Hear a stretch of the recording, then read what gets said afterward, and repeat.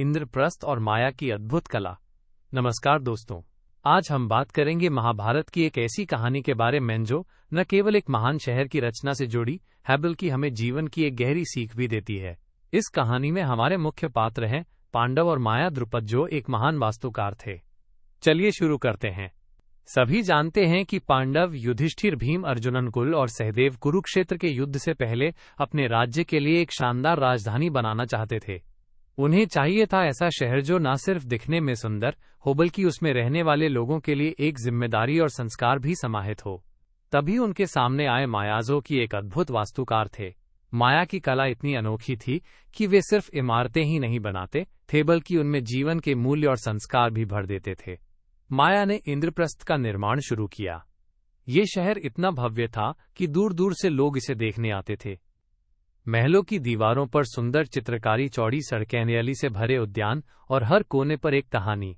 लेकिन माया ने यह भी सुनिश्चित किया कि इस महान शहर की सुंदरता के साथ साथ लोगों में विनम्रता और कर्तव्य की भावना भी बनी रहे।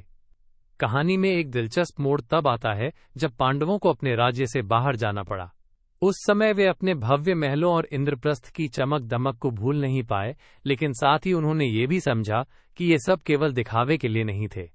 ये शहर इसलिए बनाया गया था ताकि लोग अपने कर्तव्य को समझें, एक दूसरे के प्रति सम्मान रखें और अपने प्रयासों से समाज को आगे बढ़ाएं। माया की बनाई हुई ये इमारतें एक तरह से कृतज्ञता की मिसाल थीं। जब पांडव वापस लौटे तब वे जानते थे कि असली ताकत भव्यता में नहीं बल्कि विनम्रता और जिम्मेदारी में है। ये सीख आज भी हमारे लिए बेहद महत्वपूर्ण है।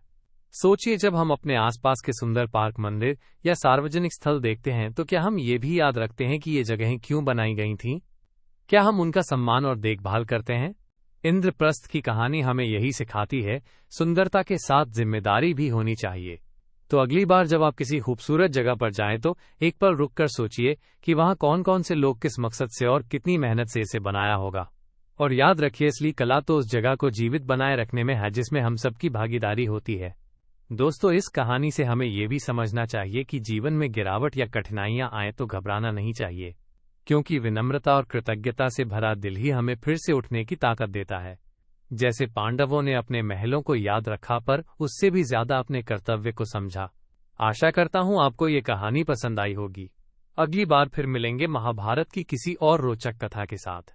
तब तक के लिए अपने आसपास की सुंदरता और इतिहास को संभालें और हमेशा याद रखें, सुंदरता के साथ जिम्मेदारी भी हमारी सबसे बड़ी पूंजी है। धन्यवाद।